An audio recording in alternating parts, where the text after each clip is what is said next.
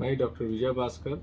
आज जो अपन जो बात करने वाला है वो शुगर की बीमारी जो है, मतलब जो शुगर के वजह से कई लोगों में बीमारी आती है। ये जो बीमारी है हेरिडिटरी, मतलब जो है माँ बाप और नानी नाना का तरफ से भी ये बीमारी आ सकते हैं। क्यों बोलते हैं, उनके पैंक्रियास डिफेक्टिव रहता है और उसमें इंसुलिन पैदा नहीं होता है।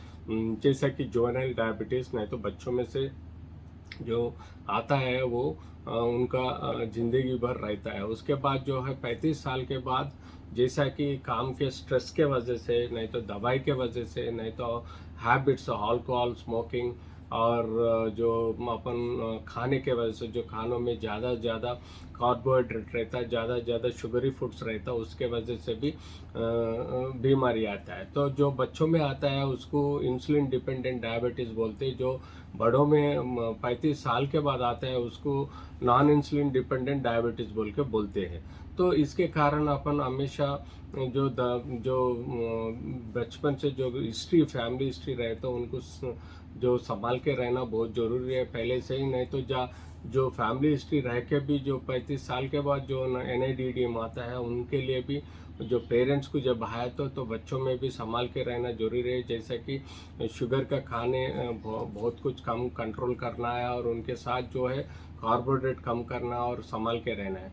तो अपने बॉडी में पेट के अंदर जो है पैंक्रियास बोल के रहता है, उसमें आइसोलेट्स ऑफ है रहता है, उसमें से अपने को बॉडी में इंसुलिन पैदा होता है। जैसे कि जो भी चीज़ खाने के बाद जो लिवर में मेटाबॉलिज्म होने के बाद जो है जो उसके ताकतमंद न्यूट्रिशन पूरा खून से ट्रांसपोर्ट होता है। उसमें से ग्लूकोज, फैट, प्रोटीन, सब कुछ, जो मिनरल्स, विटामिन, सब कुछ खून से ट्रांसपोर्ट होता है बॉडी के अंदर। करीबन 6 लीटर खून में से करोड़ों खन के अंदर भी ये जो न्यूट्रिशन लिवर से लेके ट्रांसपोर्ट होने के चांसेस रहता है। तो जैसा कि बॉडी में ग्लूकोज नॉर्मल लेवल से 80 टू 110 जो है वो खाली पेट ब्लड टेस्ट में नॉर्मल है, और जो खाने के बाद जो खून टेस्ट करते हैं उसमें 160 टू 180 तक रहे तो वो नॉर्मल है। मगर जो डायबिटिक पेशेंट जो रहता है उनमें यूजुअली 150 एबो फास्टिंग, 120 एबो फास्टिंग रहता है, 200 एबो पोस्ट लंच भी रहता है। तो जैसा कि ये शुगर है सो कैसा मालूम पड़ता है, जैसे कि अपन बदन में पूरा क्लमजी रहता है, टायर्ड रहते हैं हमेशा, पेशाब बार बार आते रहता है। कहीं भी पेशाब किए तो कीड़े आने के चांसेस रहता है। उस कीड़े मतलब जो अपन एंट्स बोलते, ज़्यादा ज़्यादा ब्लैक एंट्स आने के चांसेस रहता। और ज़्यादा दांत पानी पीने की मन लगता है, हमेशा पानी पीते रहते, पेशाब करते रहते। रात में सोने के बाद कम से कम 2-3 बार उठ के पेशाब जाने की ज़रूरत पड़ता। और चमड़े के तकलीफ आता, एलर्जीज आते। और इनके अंदर जो है हमेशा किडनी का इन्फेक्शन बढ़ने के रहते हैं। बदन में कहीं भी चमड़े के अंदर भी और नहीं तो कहीं आर्गन में भी इन्फेक्शन आने का चांसेस रहता है। ऐसे इस सर में अपन यूरिन टेस्ट नहीं तो खून का टेस्ट करके अपने को मालूम होता है। कहीं कभी कभी कोई लोगों में कुछ बीमारी आने के बाद अगर खून का टेस्ट करे तो अपने को शुगर का पहचान होता है। उसके साथ भी कई लोगों में मास्टरल चेकअप करे तो भी जो है शुगर की बीमारी समझ में आता है। कई बीमारियां कंट्रोल नहीं हो तो भी उसके कारण भी ये कारण हो सकता है कि शुगर बढ़ने से।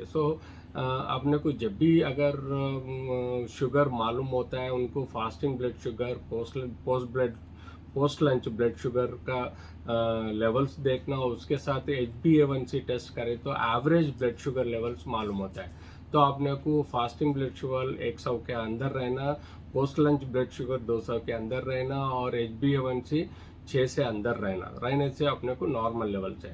तो जब भी अपने को अगर महसूस हो गया कि शुगर की बीमारी आ गए तो उसके लिए अपने को हमेशा पहले तो डाइट कंट्रोल से, खाने के कंट्रोल से, मतलब जो शुगर मालूम हो गया तो बॉर्डर लाइन में शुगर में है तो आप इनिशियली क्या कर सकते हैं, जो खाने की चीज़ में कार्बोहाइड्रेट मतलब चावल रोटी कम खाना है, ग्रीन वेजिटेबल्स, फ्रूट्स, और जो स्पेसिफिक फ्रूट जो है वो लेना है, और उसके साथ हमेशा जो है ग्रीन वेजिटेबल्स लेना है। मीट रेड मीट कम लेना है। फिश ले सकता है, इसके वजह से भी अपने को हजम ठीक से हो के भी शुगर आने के तकलीफ कम रहता है। तो जैसा कि अपने को उसके साथ साथ शुगर खाना बिल्कुल बंद होना है। शुगर की ड्रिंक्स नहीं पीना है, शुगर की खाना नहीं खाना है, स्वीट्स नहीं खाना है, आइसक्रीम नहीं खाना है। उसके वजह से भी अपने को शुगर की कंट्रोल रहता है। तो इनिशियली एक्सरसाइजेस और डाइट कंट्रोल से अपने को शुगर कंट्रोल करने के अवश्य है। मगर अगर उस चीज़ के बाद भी अगर शुगर कंट्रोल नहीं तो उनको जो ओरल एंटी डायबिटिक टैबलेट जो रहता है उसको सुबह नहीं तो शाम को रख के उनको कंट्रोल करने की कोशिश करना है। अगर एक शुगर की गोली से अगर कंट्रोल नहीं तो 2-3 कॉम्बिनेशन दवाई दे दे के भी उनको शुगर कंट्रोल की करने की कोशिश करना है। अगर ये दवाई से अगर ये गोलियां सब भी अगर शुगर की बीमारी कंट्रोल नहीं हो तो उनको इंसुलिन इंजेक्शन दे के उनको कंट्रोल करना है। तो ओवरऑल मैं बोलने की मतलब क्या है बोलते, शुगर कंट्रोल करने के लिए रेगुलरली डेली एक्सरसाइज करना है, डाइटिंग करना है। उसके साथ सही दवाई अगर ज़रूरत पड़े तो इंसुलिन इंजेक्शन लेना है तो लेना है। डरने की बात नहीं है, एक बार इंसुलिन दे लिए तो ज़िंदगी भर इंसुलिन देने की ज़रूरत नहीं है। कभी कभी कई लोगों में दवाई से कम नहीं हुआ, नहीं तो सडन शुगर लेवल्स बढ़ गए तो उनको इंसुलिन से कंट्रोल करके उसके बाद गोलियां दे के भी कंट्रोल कर सकते। तो यही हिसाब से अपने को जो है शुगर की कंट्रोल करना बहुत ज़रूरी है।